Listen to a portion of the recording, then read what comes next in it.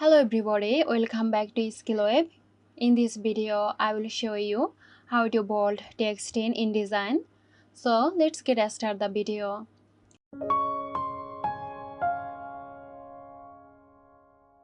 At first, open your InDesign document and locate the text.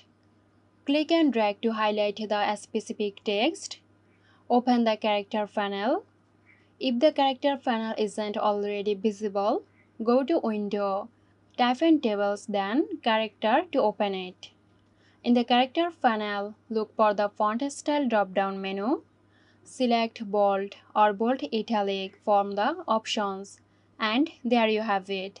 If you found this tutorial helpful, give us a like and subscribe to our channel for more interesting videos.